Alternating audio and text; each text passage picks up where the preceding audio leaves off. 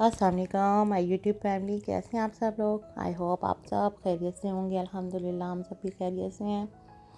मैंने जो आज का व्लॉग था वो स्टार्ट किया था सुबह 6 o'clock से बनाना, नमाज़ पढ़ के उसके बाद जो है बस जब मैं नाश्ता बनाने लगी तो मैंने कहा चलें मैं वीडियो भी बनाने लग जाती हूँ साथ ही। यहाँ पे मैं नाश्ता बना रही थी, मैंने सीरियल बनाया है रबानी के लिए। रबानी नाश्ते में सबसे पहले सीरियल लेते हैं थोड़ा सा, और फिर बहुत ही सिंपल हमारा नाश्ता होता है। ईमान और इसके पापा दोनों ही सैंडविच खाते हैं। फलोनी सैंडविच बना रही हूँ उन लोगों के लिए। और इस टाइम मैं सब थोड़ी सी चाय लेती हूँ। मैं अभी इस टाइम इतनी अर्ली मॉर्निंग नाश्ता नहीं मुझसे किया जाता। शुरू से पता नहीं मेरे साथ कोई प्रॉब्लम है, मैं इतनी अर्ली जो है वो मुझसे ब्रेकफास्ट नहीं होता।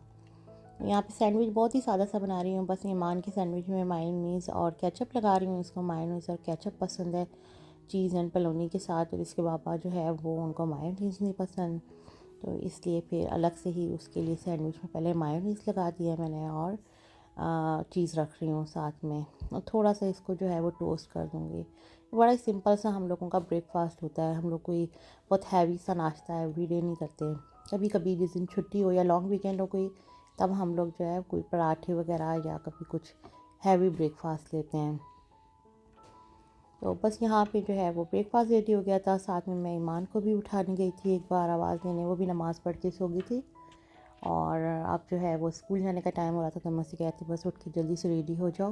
तो यहाँ पे बस चीज़ सैंडविच जो है वो रेडी हो गया था। ईमान खाना खाने में बहुत चूज़ी है, पता नहीं शायद सबके बच्चे थोड़े से होते हैं आजकल चूज़ी।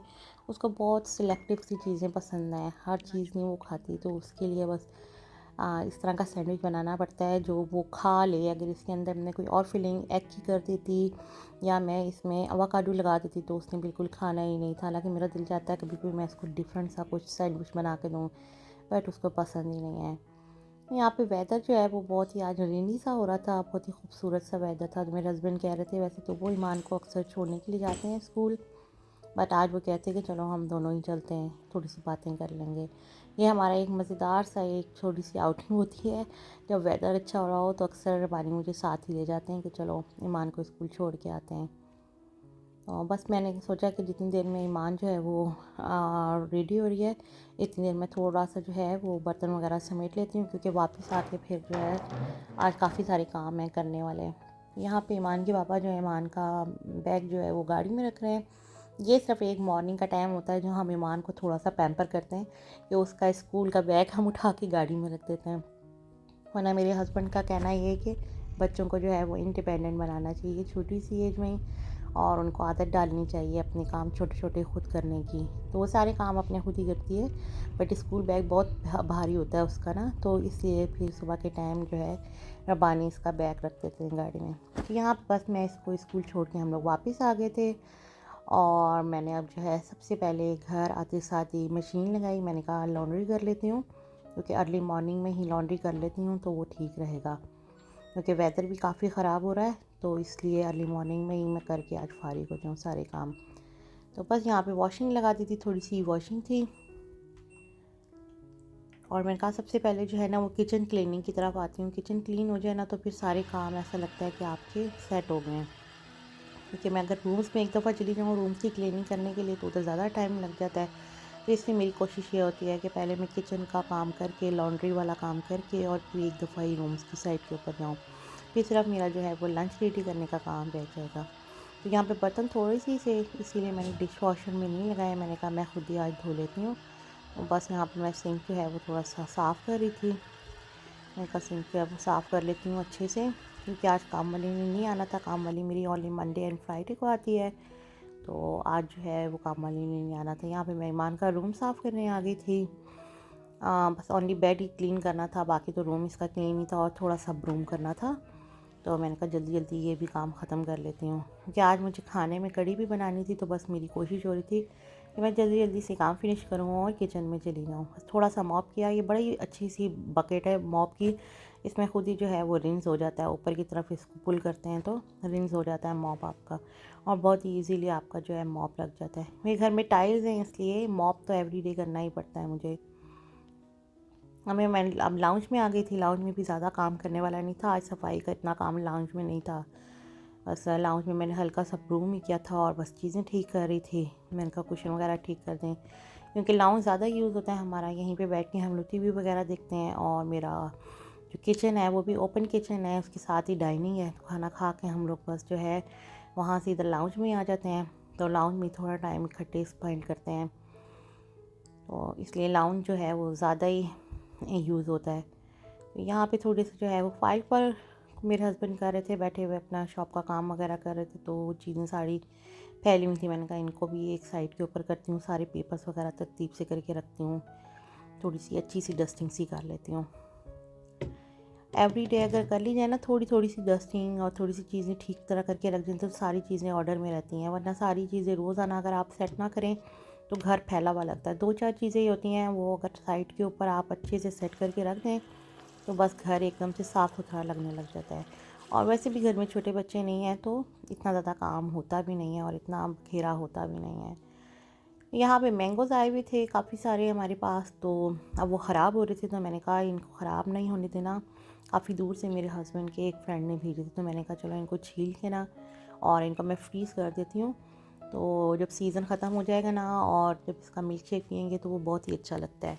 हमेशा थोड़े से मैंगोज़ या इसी तरीके से जब सीज़न में जा रहे होते हैं ना ऑरेंजेस, तो इनको जो है ज़रूर फ्रीज़ करती हूँ। आउट ऑफ सीज़न जो है वो चीज़ बहुत अच्छी लगती है, और ईमान को मिल्क शेक बहुत पसंद है, तो मुझे भी मिल्क शेक बहुत पसंद है मैंगो का, तो इसलिए मैं थोड़ी सी ये फ्रीज़ कर रही हूँ। मैंने कहा अभी तो थोड़ी सी आम आ रहे हैं, वैसे भी सीज़न में मौजूद हैं, तो और ले आएंगे, लेकिन ये जो रखे हुए हैं इनको मैं फ्रीज़ कर देती हूँ, तो ये थोड़ा बाद में हम लोग यूज़ कर लेंगे। आगे रमज़ान भी आ जाएगा, तो रमज़ान में भी मिल्क शेक अच्छा लगता है इसका। तो यहाँ पे मैंने बड़े अच्छे से इसके पैकेट्स बना के रख दिए थे। अब मैंने कहा चलो खाना बना लेती हूँ, क्योंकि तकरीबन 11 साढ़े 11 का टाइम हो गया था, तो अब मैंने कहा कि खाना जल्दी से चढ़ा दूँ, क्योंकि कड़ी में जो है वो टाइम लगता है। तो यहाँ पे मैं कड़ी बना रही थी। आज मैं अपनी अम्मी की रेसिपी से जो है वो कड़ी बनाने लगी थी। बहुत सादे तरीके से कड़ी बनाती थी। 1 कप मैंने इसमें बेसन लिया और 4 कप्स जो है मैं इसमें योगर्ट ऐड कर रही हूँ, और इसको जो है मिक्स कर लूँगी बस बीटर के साथ, हैंड बीटर से। और स्टोव में जो है वो ऑयल गर्म करके जिंजर गार्लिक पेस्ट को मैं फ्राई कर लूँगी। इसमें टमाटर और प्याज वगैरह कुछ नहीं डलने, बस ये लहसुन अदरक मैं इसको भून लूँगी ऑयल में, और नमक मिर्च हल्दी धनिया डाल के थोड़ी देर के लिए मसाला भूनूंगी। और थोड़ा सा जो है नमक मिर्च हल्दी और धनिया पाउडर डाला है मैंने।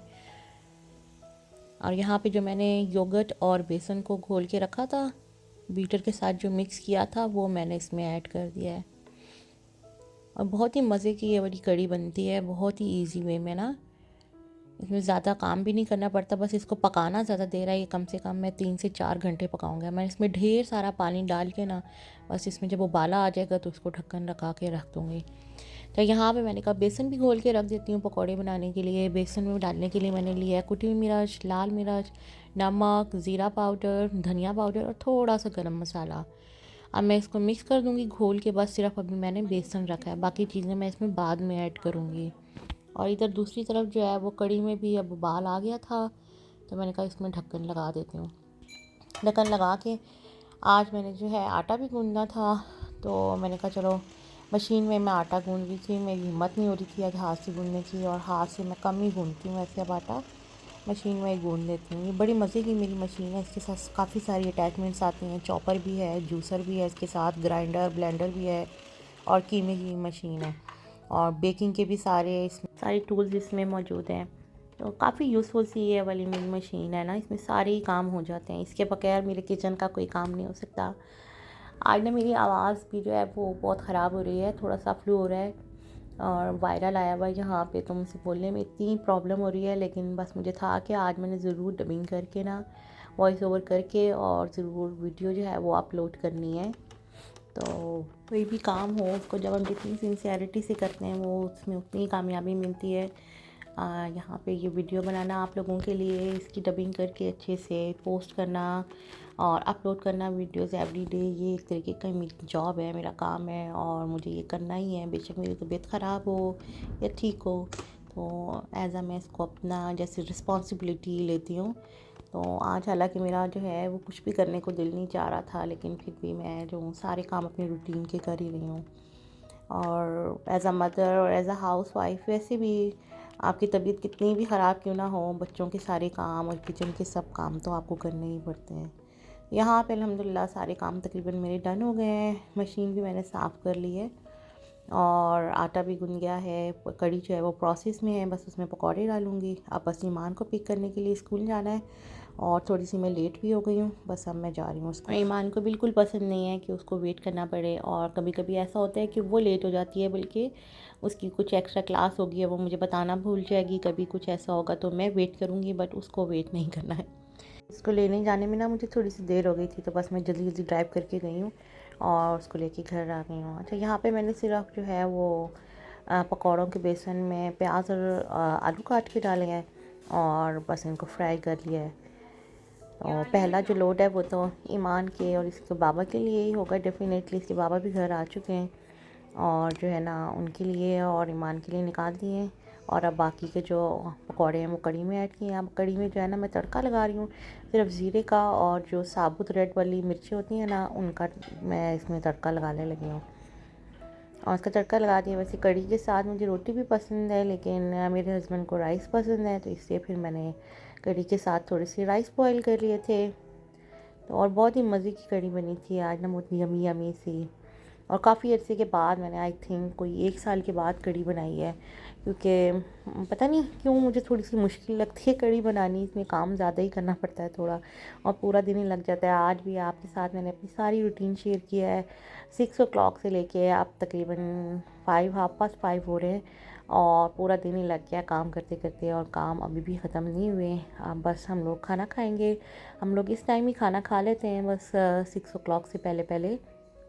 आजकल गर्मियाँ हैं तो बस असर के फ़ौरन बाद हम लोग खाना खा लेते हैं। तो बस अब किचन वगैरह क्लीन करके मैं थोड़ी देर के लिए बाहर आ गई थी। बाहर जो है ना इतना प्यारा वेदर हो रहा था। अभी गर्मियाँ है ना, तो इस वजह से अभी रोशनी है, तो मैंने कहा चलो थोड़ा सा बाहर खड़ी होती हूँ 2 मिनट के लिए। और मेरी मानो भी जो है वो मेरे पास आ गई थी। मैंने जहाँ जाना होता है इसने तो मेरे पीछे पीछे आना ही होता है तो बस यहाँ पे खड़े होके वेदर को थोड़ा एंजॉय कर रही थी और मानो को प्यार कर रही थी। चलें जी, अब आज के ब्लॉग को मैं यहाँ पे एंड करती हूँ। मुझे कमेंट में ज़रूर बताइएगा कि आप लोगों को मेरी डेली रूटीन कैसी लगी। इसी तरीके से एवरी डे की मेरी रूटीन होती है। सुबह 6 o'clock से लेके शाम के 5 बजे तक, 6 बजे तक नॉन स्टॉप घर में काम है कि वो ख़त्म ही नहीं होते चलें जी, अब मुझे इजाज़त दीजिए। अल्लाह हाफिज़।